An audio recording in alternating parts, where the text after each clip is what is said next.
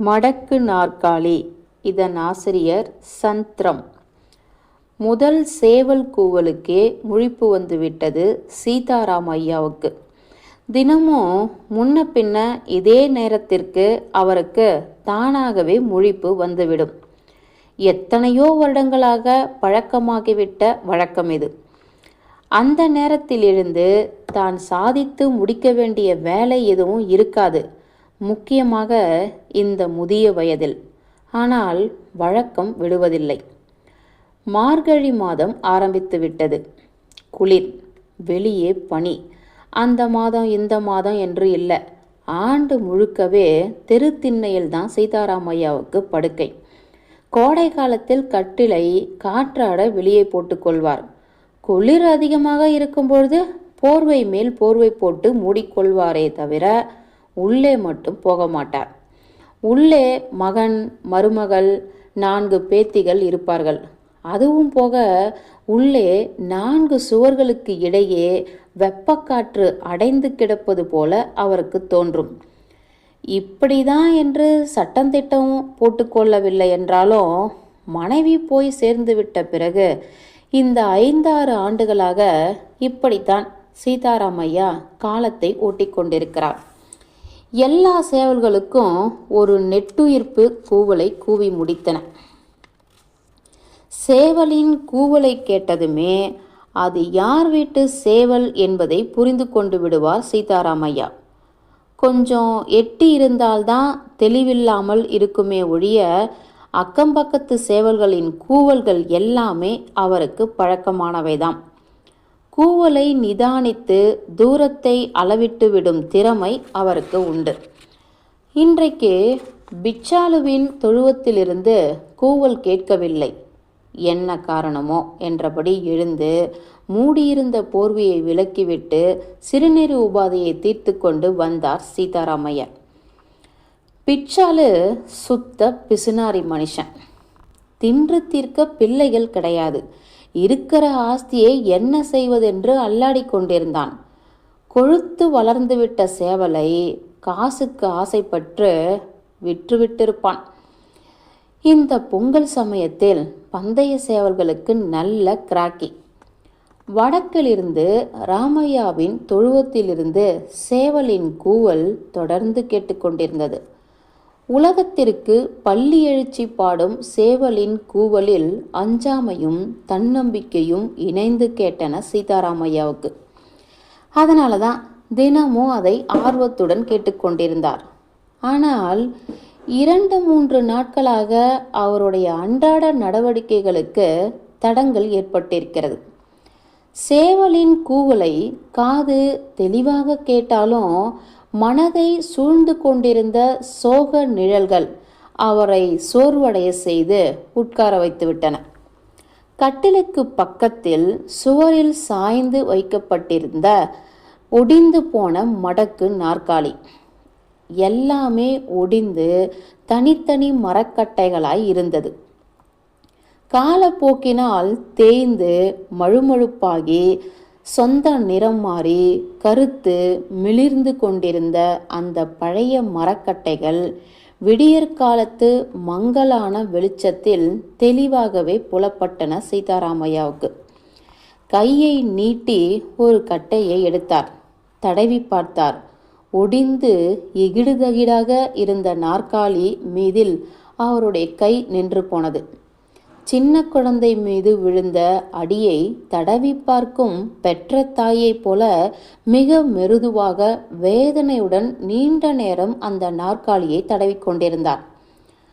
3 நாட்களுக்கு முன்பு விடுகிற ஜாமத்தில் கிட்டத்தட்ட இதே நேரத்தில் முழிப்பு தட்டி சிறுநீர் உபாதை கழித்துவிட்டு வந்து வழக்கம்போல் மடக்கு நாற்காலியில் உட்கார்ந்தார் சீதாராம் ஐயா.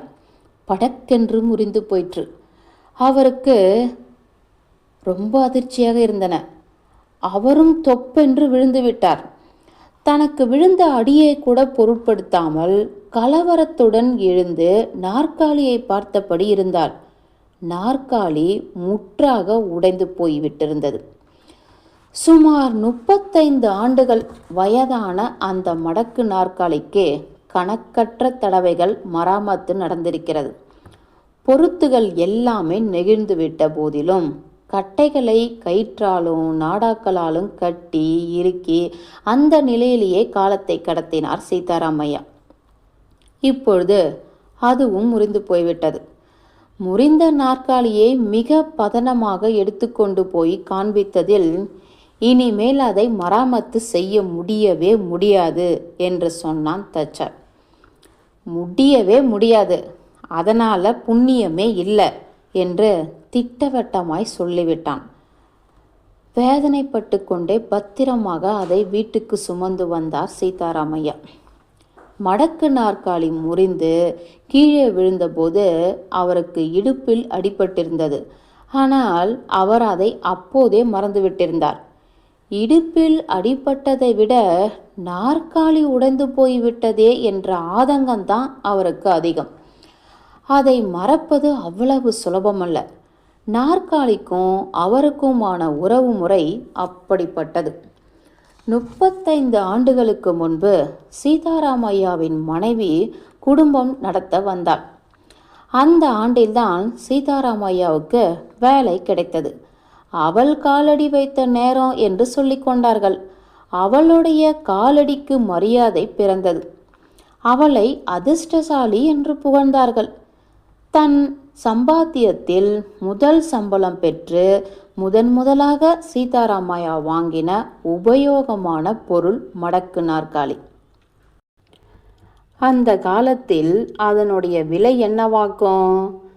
இந்த தலைமுறையினர் நம்பாமல் போகலாம். 11 ரூபாய். முதலில் பேசி முடித்தது அதுதான். வேலை முடிந்த பிறகு கட்டுப்படி ஆகாதென்று முகம் சுளித்தான் தச்சாதாரி. பார்ப்பதற்கு நேர்த்தியாக தயாராகியிருந்த நாற்காலியை பார்த்து மேலே ½ ரூபாய் சேர்த்து கூடுதலாக கொடுப்பதற்கு சீதாராமையா தயங்கவில்லை. ரெட்டு துணியின் விலை 14 அணா. ஒரு முறை பழசெல்லாம் கண்ணுக்கு முன்னால வந்து நின்றது சீதாராமையாவுக்கு. அன்றைக்கு விடுமுறை நாள். காலை 10 மணி அளவில் அந்த புதிய மடக்கு நாற்காலியையும் துணியையும் வீட்டுக்கு கொண்டு வந்தார். அவருடைய மனைவி நாற்காலிக்கும் துணிக்கும் மஞ்சள் தடவி பொட்டு வைத்தாள். துணியை நுழைத்து நடுக்கூடத்தில் நாற்காலியை பரத்தினர். உட்காரும் மனையை கொண்டு வந்து எதிரில் போட்டாள் மனைவி. புதிய துணி இறுக்கமாக இருந்ததால முறமுறக்க நாற்காலியின் பின்பக்கமாக சாய்ந்து கால்களை மனை மீது நீட்டி வைத்து கொண்டு கர்வ கம்பீரத்துடன் உட்கார்ந்தார் சீதாராமையா. அவருடைய மனைவி பக்கத்தில் தரையில் காலை நீட்டியபடி உட்கார்ந்து பொங்கி பூரித்த நிலையில் அவரை நோக்கினாள். தலைக்கு கீழே கைகளை அணைவாக வைத்தபடி பாதி மூடிய கண்களுடன் அவர் மனைவியை நோட்டமிட்டார். பட்டாபிஷேகம் நடைபெற்ற ராஜகுமாரனை போல இன்ப ஊஞ்சலில் ஊஞ்சலாடுவது போன்ற நினைப்புடன் மதிய சாப்பாடு வரைக்கும் அப்படியே இருந்து போனார். மனைவியும் அங்கேயே உட்கார்ந்து அவருடைய ஆனந்தத்தில் பங்கு கொண்டாள். 5 நிமிடங்களில் சாப்பாட்டை முடித்து கொண்டு மீண்டு வந்து நாற்காலியில் உட்கார்ந்து கொண்டார். அன்று முழுக்க வீட்டை விட்டு வெளியே போகவில்லை. சாயந்தரம் சீக்கிரமாகவே சாப்பாட்டை முடித்து கொண்ட பின் நாற்காலியை புழக்கடையில் போட்டுக்கொண்டார். குளிர்ந்த காற்று, முழு நிலவு, எதிரில் மனை மீது மனைவி. ராத்திரி நெடுநேரம் வரைக்கும் எத்தனையோ விஷயங்களை பேசிக்கொண்டார்கள். இது நடந்து எத்தனையோ ஆண்டுகள் ஆகிவிட்டாலும் தெளிவாக நினைவில் பதிந்துவிட்டது. சென்றதை நினைத்து கொண்டு பெருமூச்சு விட்டார் சீதாராமையா. தெருமுனையில் குடுகுடுப்பை சத்தம் கலந்த மணியோசை கேட்டது. நாய் குரைத்தது. சிறிது நேரத்தில் அரிக்கேன் லாந்தர் வெளிச்சத்துடன் கிழிந்த குடையுடன் விசித்திர வேஷத்துடன் குடுகுடுப்பைக்காரன் காட்சியளித்தான். வீட்டுக்கு முன் நின்றபடி ஐயா சாமி என்று குரல் கொடுத்தான் குடுகுடுப்பைக்காரன். என்று அதைத் தொடர்ந்து குரல் கொடுத்தார் சீதாராமையா. நல்ல காலம் பிறக்குது, நல்ல காலம் பிறக்குது. ஒரு ₹1 எடுத்து கொடுத்தார் சீதாராமையா. வழக்கப்படி ஆசிகளை உதிர்த்துவிட்டு போனான் குடுகுடுப்புக்காரன். அவனுடன் மணியோசை, கொச்சை உச்சரிப்பு, அரிக்கேன்லாந்தர் மங்கள வெளிச்சம் எல்லாமே முன்போக்காய் போய் முடிந்தன. கிழக்கு வெளுத்ததும் வெளுக்காததுமாக எழுந்து கால்வாய்க்கரைக்கு சென்றார். திரும்பி வரும்போது கருவேலங்குச்சியை ஒடித்து ஆற்றங்கரையில் பல் தேய்த்து முடித்தார். தோளில் இருந்த துண்டை எடுத்து முகம் துடைத்து கொண்டு மனசு எதிலும் ஒட்டாமல் விட்டேத்தியாக அடியெடுத்து வைத்தார். தாமாகவே அனிச்சையாக அவருடைய கால்கள் தச்சாசாரியின் வீட்டை நோக்கி திசை திரும்பி நடந்தன. வீட்டுக்கு முன்னால் மரத்தடியில் உட்கார்ந்து உடம்பை துடைத்து கொண்டிருந்த தச்சாசாரியிடம், வெங்கடப்பா, பிரயோஜனம் இல்லைங்கிறியே என்று கேட்டார் சீதாராமையா. பிரயோஜனம் இல்லை என்று தெரிந்திருந்தோம் ஆசை விடாமல். இவ்வளவு பைத்தியகாரத்தனம் எதுக்கையா என்பது போல முறுவலித்த என்று தலையை குறுக்காக ஆட்டி, அந்த பழைய கட்டைங்க அடுப்புல வைக்க தான் லாய்க்கு, வேற எதுக்கும் லாய்க்கு படாது என்றான் வெங்கடப்பன். சுளீர் என்றது சீதாராமையாவுக்கு. உங்க பையன்கிட்ட சொல்லி ஒரு புது நாற்காலி செஞ்சுக்கிடுங்க என்று அந்த நேரத்துக்கான யோசனை ஒன்றை வீசி எறிந்துவிட்டு தனக்கான வேலையில் முழுகி போனான் வெங்கடப்பன். அது நடக்கிற காரியமல்ல என்ற மறுக்களுடன் நெடுமூச்செறிந்துவிட்டு வீடு திரும்பி நடக்கலானார் சீதாராமையா. போதும் போதாத சம்பளத்துடன் மல்லாடிக்கொண்டு குடும்பத்தை நடத்தி கொண்டிருக்கும் தன் மகனை உடனுக்குடன் ஒரு மடக்கு நாற்காலியை செய்து தர சொல்லி கேட்க முடியுமா என்ன? அப்படியெல்லாம் தன்னால் கேட்க முடியாது. கேட்டு கேவலப்படுவதை விட அந்த முயற்சியை விட்டு விடுவது உத்தமம்.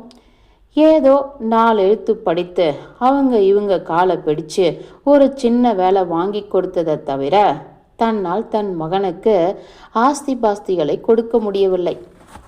மாத சம்பளத்தை மட்டும் வைத்துக்கொண்டு நாட்களை கடத்துவது எவ்வளவு சிரமம் என்பது அவருக்கு தெரியாததல்ல. மேலும் தான் இவ்வளவு வேதனையுடன் இயக்கப்படுவது புதிய நாற்காலிக்காக அல்ல. தனது நாற்காலி முறிந்து போன பழைய நாற்காலி 35 ஆண்டுகளாக தன் வாழ்க்கையின் ஒரு பகுதியாக தனது உடம்புக்கு தாங்களாக இருந்து கஷ்ட சுகங்களை தன்னோடு சமமாக பகிர்ந்து கொண்ட பழைய நாற்காலிக்காக அவர் அலட்டிக்கொள்கிறார். உண்மையில் இந்த மடக்கு நாற்காலியுடனான உறவு தன் ஒருவனுடன் மட்டுமல்ல, தன் மனைவிக்கும் மகனுக்கும் கூட அதனுடன் எவ்வளவோ ஒட்டுதல் உண்டு. இவன், அதாவது தன் மகன், சின்ன குழந்தையாக இருந்தபோது தான் மடக்கு நாற்காலியில் சாய்ந்து படுத்திருக்க தனது வயிற்றின் மீது உட்கார்ந்து கொண்டு விளையாடுவான் அல்லவா. நாற்காலியில் உட்கார வைத்து முன்னும் பின்னுமாக ஊசலாடினால் பிடியை இறுக்கமாக்கி ஊசலில் ஆடுவது போல பெரிதாக ஊளையிட்டு பரவசப்படுவான். விடுமுறை நாட்களில் மனைவி சமையல் வேலை முடிக்கும் வரை சமையலற பக்கம் நடுக்கூடத்தில் அவர் நாற்காலியை போட்டுக்கொள்வார். ஒரே பேச்சுதான், நேரம் போவதே தெரியாது. வேலை முடிந்த சாயந்தரம் வீடு சேர்ந்து 5 நிமிடங்கள் அந்த நாற்காலியில் உடலை சாய்த்தால் போதும். நாளெல்லாம் பட்ட அலுப்பு முழுசையும் வழித்து விட்டெறிந்தது போல இருக்கும்.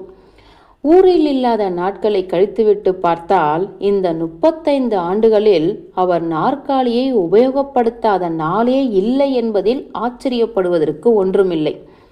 தினமும் ஒரு தடவையாவது நாற்காலியில் உட்காராமல் போனால் அவருக்கு எப்படி பொழுது கழியும்? தன் நாற்காலியை மற்றவர்களுக்கு ஆஃபர் செய்வது என்பது அவருக்கு பல்லிஸாக பிடிக்காத விஷயம். ஆனாலும் அப்போதைக்கு அப்போது அந்த மாதிரியான நிலைமை ஏற்பட்டு விடுவதும் உண்டு. அதற்காக அவர் ஏகமாக வருத்தப்படுவார். என்னை விட இந்த நாற்காலியோட தான் நீங்கள் அதிகமாக பழக்கம் வச்சிருக்கீங்க என்று மனைவி சமத்காரம் பேசினால் சிரித்து கொள்வார். அப்படிப்பட்ட நாற்காலி தனக்கு இப்பொழுது உபயோகப்படாமல் போகிறது.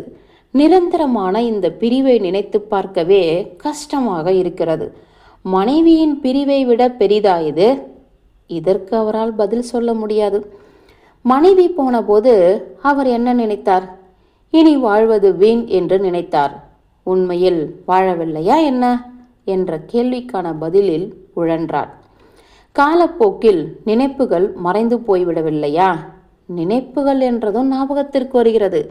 அவள் ஒரு தொடர்பான தனது அனுபவங்களை, இனிய நினைவுகளை மணிக்கணக்காக, நாள் கணக்காக இந்த நாற்காலியில் இருந்தபடிதான் அசை போட்டு கொண்டிருப்பாள். மனைவி போன பிறகு கொஞ்ச காலத்திற்கு இதுவே அவருக்கு வழக்கமாகி இருந்தது. வேதனை சுமையினால் துயரம் அதிகமான போதும், ஆனந்த பரவசத்தினால் மிகுந்த போதும் ஒரே மாதிரியாக தன்னை தாங்கி பிடித்தது இந்த மடக்கு நாற்காலிதான். மனிதர்களுக்கு சின்ன சின்ன நோவு வந்தால் வைத்தியம் செய்து உடம்பு சரியானதும் மகிழ்ச்சி அடைவார்கள். தனது நாற்காலிக்கு சின்ன சின்ன மராமத்து தேவைப்பட்ட போது அவருக்கு ஃபீலிங் அப்படித்தான் இருக்கும். வைத்தியத்துக்கு கட்டுப்படாத பெரிய நோவு வந்து உயிர் போய்விட்டா அதற்கு முந்தைய உறவு முறைகள் எல்லாவற்றையும் உதற செய்து சுடுகாட்டுக்கு வழி அனுப்பி வைப்பார்கள். தான் மனைவிக்கு செய்ததென்ன? உயிர் பிரிந்து போவதற்கு நோவு வர வேண்டும் என்ற தேவையில்லை. முதுமை கூட வாழ்க்கைக்கு மரண கீதம் பாடலாம். நாளை தனக்கும் இதே கதிதான். இன்றைக்கு தன் நாற்காலிக்கு முதுமையினால்தான் உபயோகமற்ற நிலைமை ஏற்பட்டிருக்கிறது. உபயோகமற்ற நிலைமை ஏற்படும் போது பொருட்களின் மீது மனிதர்களுக்கு அலட்சியம் தோன்றிவிடுகிறது. வீட்டுக்கு போக சீதாராமையாவுக்கு மனசில்லை. போனா உட்காருவதற்கு மடக்கு நாற்காலி அங்கே இல்லையே. திண்ணை மீது அல்லது கட்டில் மீது உட்கார வேண்டும். வெளியில் அலைந்து தெரியவோ உற்சாகமில்லை. உடம்பில் தெம்பும் இல்லை. மேலும் முகம் கழுவிக்கொண்டு உடனேயே தொண்டையில் காப்பி தண்ணீரை ஊற்றிக்கொள்ளும் பழக்கம் வேறு. மெதுவாக வீட்டுக்குத்தான் நடந்தார் சீதாராமையா. திண்ணையில் நாற்காலி கட்டைகள் தென்படவில்லை. என்னவாயிற்றோ என்ற ஆதங்கத்துடன் மருமகளை கூப்பிட்டார். அவள் சமையற்கட்டிலில் இருந்தபடியே பதிலளித்தார். உள்ளே போய், திண்ணையில் வச்சிருந்த நாற்காலி கட்டைங்க என்னமாச்சு என்று கேட்டார். காஃபி டிகேஷன் வடிகட்டி கொண்டிருந்த மருமகள் அமைதியாக சொன்னாள். அதுங்க இனிமே உபயோகப்படாதுன்னு ஆசாரி சொன்னார்னு நீங்கள் தான் நேற்று சொன்னீங்கல்ல. வாங்கின விறகு பச்சையாக காயாமல் இருந்ததால் சரியாக பத்தலை. அதனால் திண்ணையில் இருந்த குச்சிகளை எடுத்து அடுப்பில் வச்சேன். வாயடைத்து போனார் சீதாராமையா. சில கட்டைகள் அடுப்பில் தப தபவென்று பற்றி எரிந்து கொண்டிருந்தன. மரக்கட்டைகள் அடுப்புக்கு பக்கத்தில் தங்கள் தவணைக்காக காத்து கிடந்தன. ஏறத்தாழ 30 ஆண்டுகள் தன்னோடு குடும்பம் நடத்தின மனைவி 5 ஆண்டுகளுக்கு முன்பு சிதை நடுவே இருந்து கொண்டிருந்த போது இப்படித்தான் நின்றபடி பார்த்து கொண்டிருந்தார். கண்ணீர் படலங்கள் குளங்கள் கட்டின. இப்பொழுதும் அதுதான் நடந்தது. முற்றும். மடக்கு நார்